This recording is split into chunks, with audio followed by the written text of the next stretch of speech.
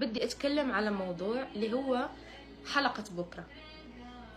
حلقة بكرة شوية يعني حتنصدموا شوية، مش شوية كتير. وجدان لغة الفولو عادي شباب، يعني شنو مثلا هسه حسابي راح يتسكر او وجدان شغلة الفولو، اللي يريد يبقى يفولو يبقي، ما يريد يبقي الله ويا حبايبي. فاجأت باربي برنامج قسمة ونصيب وجدان المغربية عشاق البرنامج الشيق بما صدر منها من تصرفات وأحداث غير متوقعة بالحلقات القادمة من البرنامج.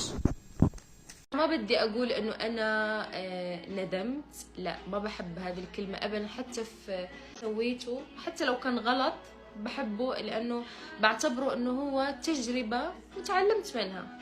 وكل ما تكلمت عنه وجدان بطريقة مبهمة وغير مفهومة، وما قامت به من أفعال هو أنها قامت بترك طارق السوري ورجعت إلى علي العراقي بعدما انفصل عن دعاء اللبنانية.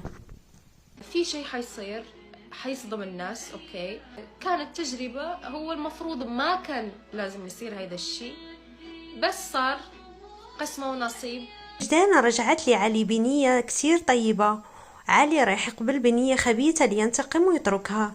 وجدان راح تجرب تتعرف على علي من جديد بنية طيبة لأنه عجبها من البداية وما أخذت فرصتها معه بالتعارف، ولأنه كمان ترك دعاء قررت وجدان أنه تتعرف عليه من جديد. علي راح يستخدم أسلوب الخبث وراح يوافق أنه يتعرف على وجدان لسبب واحد، أنه يحكي معها ويكسر كبريائها ويتركها، وهيك راح يرجع كبرياءه اللي كسرت له إياها. وجدان بالحلقات الأولى لما سحبت عليه وقالت ما عجبتني شخصيته، فصار هذا الشيء. وبالعكس الحمد لله، يعني كانت تجربة تعلمنا منها، راح تشوفوها في حلقات بكرة وبعده وبعده. الشيء الذي سيجعل الأوضاع تشتعل نارا بفيلا العشاق وستشعل جنون دعاء، وخاصة أن هذه الأخيرة حساسة كثيرا وعقلها قلما تستعمله لتهدئة الأوضاع وأعصابها. فأنا أعتذر لكم هذا الأسبوع ما حتشوفوني. أول شيء غير أنه أنا مريضة، بس ما بدي صراحة أطلع لين ما يخلصوا هذه الحلقات. وبالمقابل في هذه الفترة سنجد أن جيهان ستفقد مصداقيتها لدى فانزاتها وسوف تتعرض لمجموعة من الهجومات والتنمر، الشيء الذي جعل المغربية وجدان تنسحب بهدوء قبل بث الحدث. وإن شاء الله نشوفكم على خير.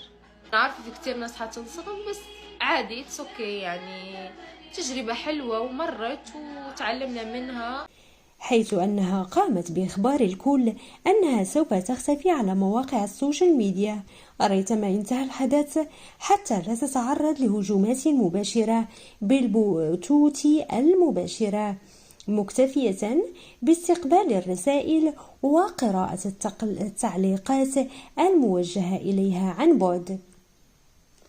ما بعرف يا جماعة، ما بعرف، ما بقدر أقول ولا أي شيء. أنتوا حتشوفون بعينكم، كل شيء حتشوفوا بعينكم، وأنا بعدين إن شاء الله حطلع.